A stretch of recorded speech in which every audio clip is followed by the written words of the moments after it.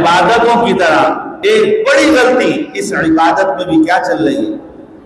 بولا یار ہم تو صبح صبح فارغ ہو گئے، ہم تو 10 بجے تک گوشت بانٹ کے بھی فارغ ہو گئے. لوگوں نے پہلے دن کی قربانی کو بھی اپنے اوپر مسلط کر لیا.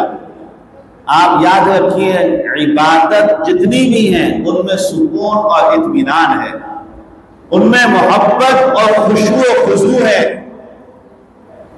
جلدی کرنے والوں کو سب کو معلوم ہے کہ جب جانوروں کے اوپر چھریاں پھرتی ہیں اس کو جلدی ٹھنڈا کرنے کے لیے قصائی لوگ جو ان کے کلیجوں کو بھی پھاڑ دیتے ہیں، ان کے اندر سینے تک چھری مار کے جو ہے ان کے دل کو پھاڑ دیتے ہیں، اور وہ اس کے بعد کہتے ہیں کہ چلو یہ ٹھنڈا ہو گیا جلدی جلدی کام. یہ کیا ہوا؟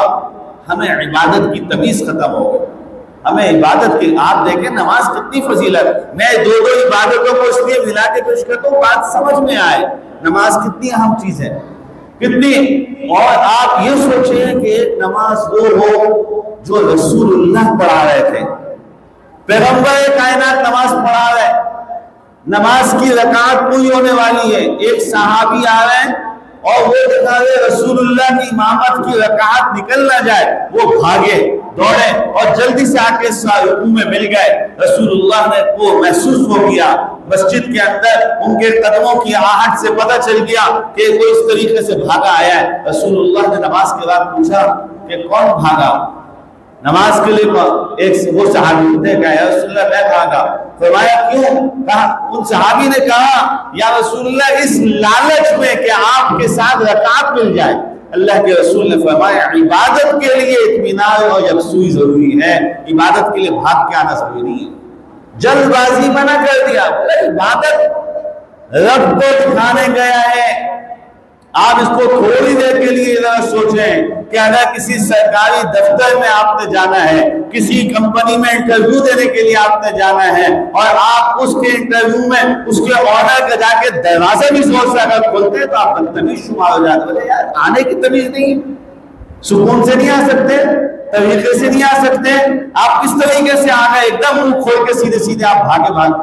عبادت رب کے حضور انسان کی حاضری ہے، اور وہ تمام عبادتوں میں، چاہے وہ نماز ہے، چاہے وہ قربانی ہے، چاہے وہ حج ہے، چاہے وہ عمرہ ہے. آپ دیکھیں حج کے مناسک کے اندر بھی ہر جگہ رسول اللہ نے ٹائم بھی بتایا. حاجیوں کو جانا تھا ادھر سے، بولا بھاگنا دوڑنے کی ضرورت نہیں ہے. کیا غروب آفتاب تک تمہیں عرفات میں رہنا ہی رہنا ہے، نہیں رہنا ہے.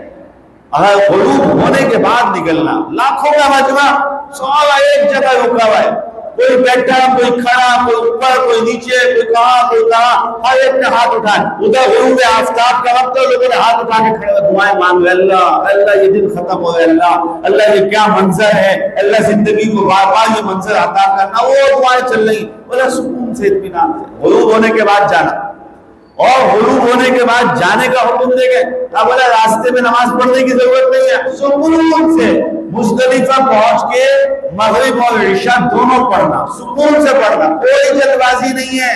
کوئی مزدلفہ پہنچ رہا ہے رات کو 10 اور 11 بجے، 12 بجے مزدلفہ پہنچتے ہیں لوگ اتنا بڑا، لیکن کوئی راستے میں نماز نہیں پڑھ رہا. مغرب کی نماز بھی رات کو 10 بجے تھا. بولا کہاں مزدلفہ پہنچ کے مغرب اور عشاء ایک ساتھ پڑھنا.